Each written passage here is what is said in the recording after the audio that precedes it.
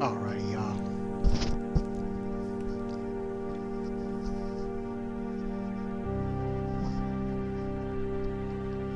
We are about to play some BeamNG Live. BeamNG Live. BeamNG Live. BeamNG Live. BeamNG Live.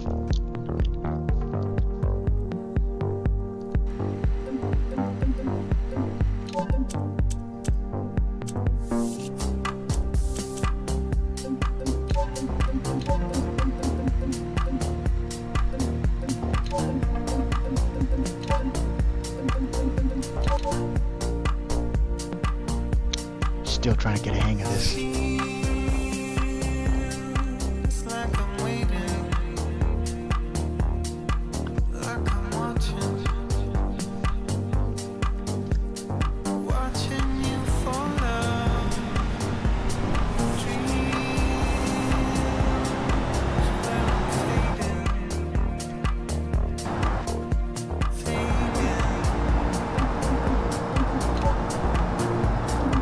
See, where's my S2000?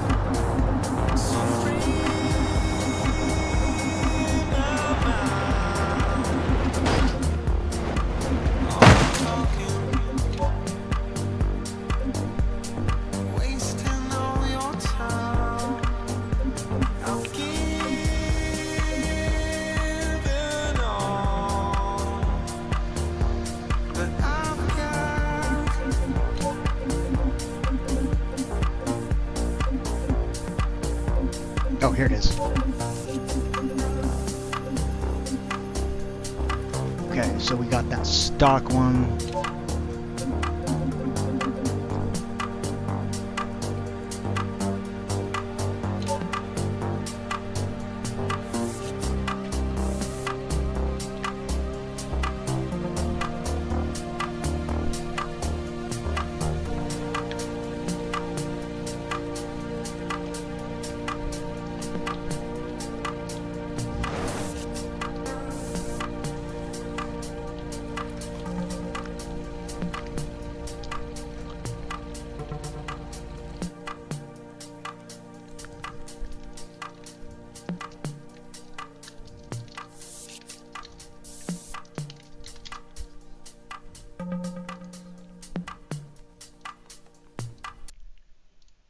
In this video, I'm going to teach you how to connect PlayStation. In this video, I'm going to teach you how to connect PlayStation 4 controller to BeamNG Drive.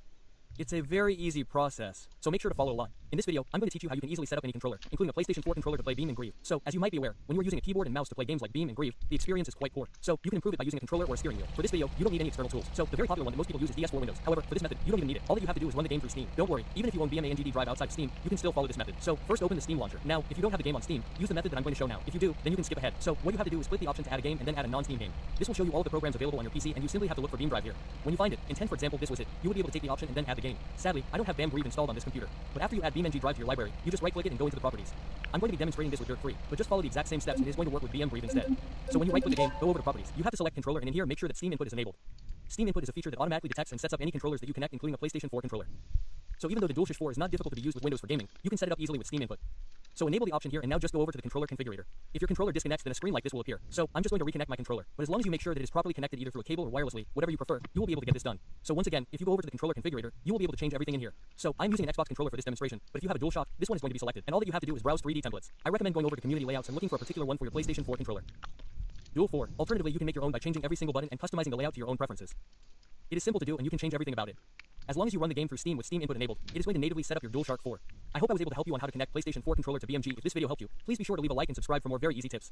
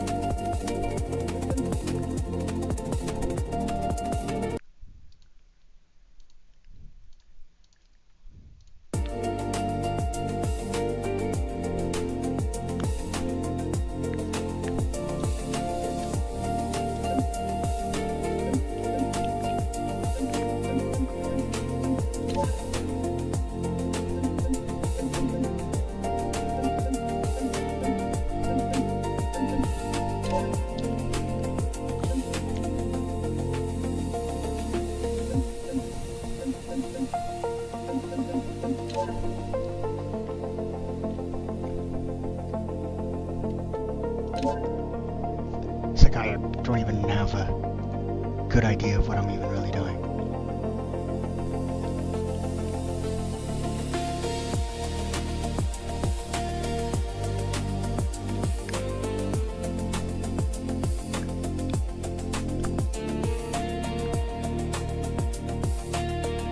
Why is it always this car?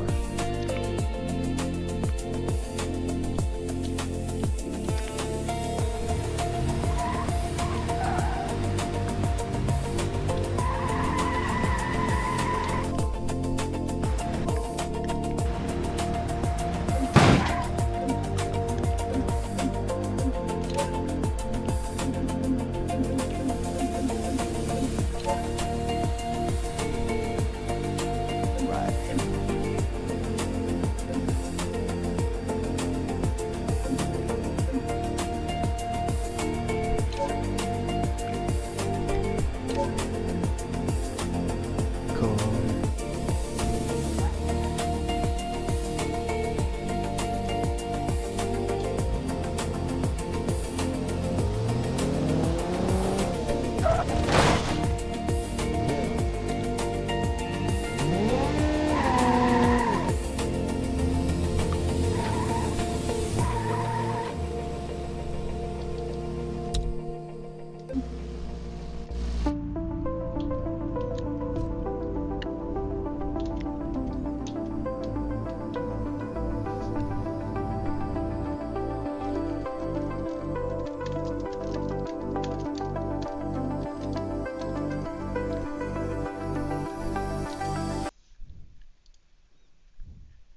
Hello everybody, welcome to today's tutorial on how to drive a manual gearbox car, which will make learning how to drive the manual car much easier. But now, let us set the controls for the gearbox.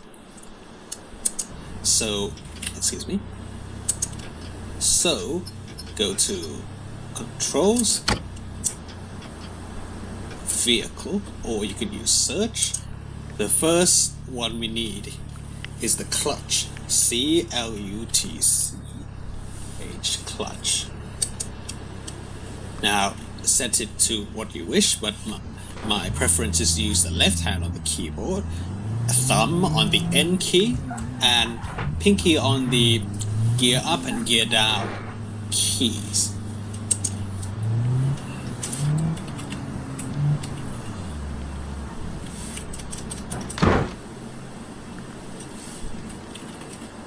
So, shift up, I use left shift, shift down, I use left control.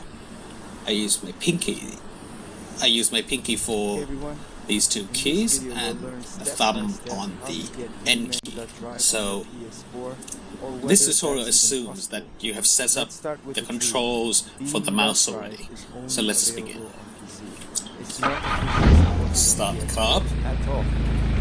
The way in which you'll be starting to move a manual car is like this. Handbrake off first, press and hold the clutch button, or in my case the N button, press and hold, remember, shift up, or shift to first gear. Okay, now put your mouse about the center of the screen to release the brakes. Now with a diesel car you have lots of torque, or in this car's case you just release the clutch and it rolls off, and it rolls. Now to be able to go faster, just simply accelerate. Shift up, press and hold the clutch first, shift up, release the clutch. Shift down, you press and hold the clutch, shift down key, release clutch. And now to stop, you brake, hold the clutch down so it doesn't stall. If it stalls, it will be something like this. If you don't hold the clutch, it will be something like this. Like so. But the diesel has lots of torque, so it's more forgiving. Now, to be able to start it up again, put it back into neutral,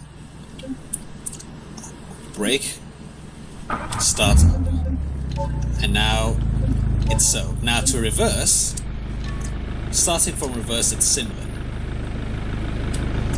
Clutch down into reverse, But now, since you're starting on a hill, you may need a bit more throttle, so accelerate gently, release the clutch, and begin reversing.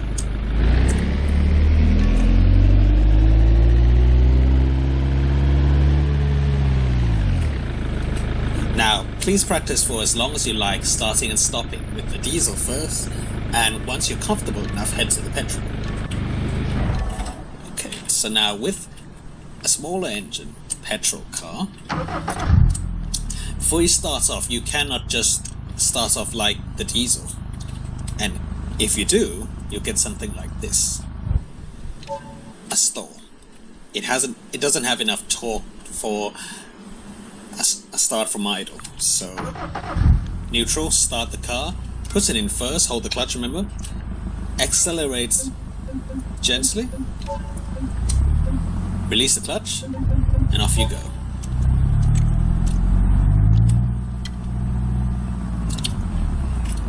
And to reverse, you do the same thing. Clutch, hold the clutch down to neutral, hold the clutch down again into reverse, accelerate gently, clutch out, and reverse. Hold the clutch before you stop, always. Put it back into neutral. Now, for high-speed driving, this is how you do so. Hold the clutch down, first gear, build the power gently, release the clutch and go.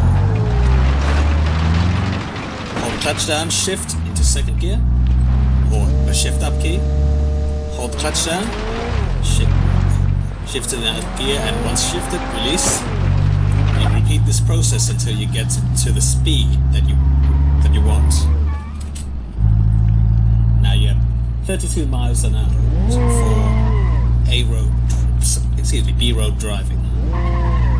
To slow down, brake, hold the clutch, bring the other gear, shift down to third, shift down to second. That's how you slow down from higher speeds or medium speeds. Once you're slow, you need a lower gear like second or first. Now you can drive at this speed at second, but there's more chance of stalling from the second gear. So this hopefully should cover the basics on how to use a manual gearbox with a mouse and keyboard. Thank you.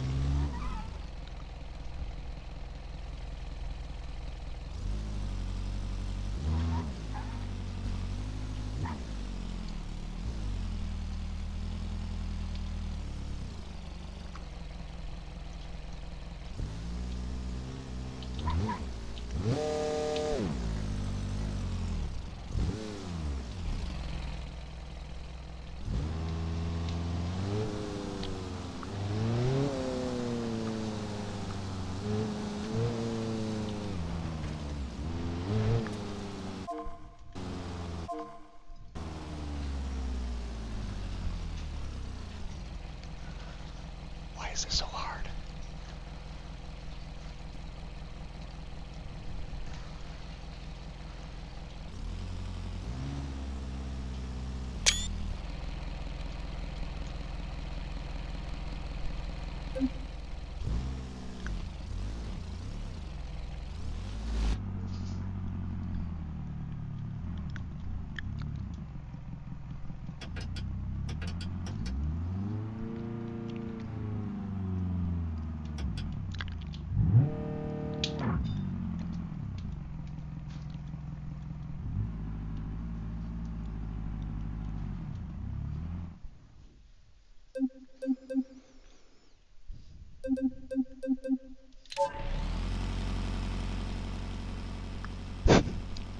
Just let the car just fucking leak out.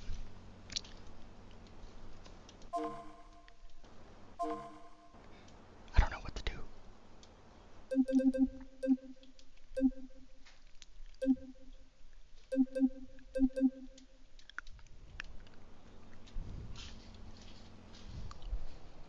I guess I'm gonna go back to the car.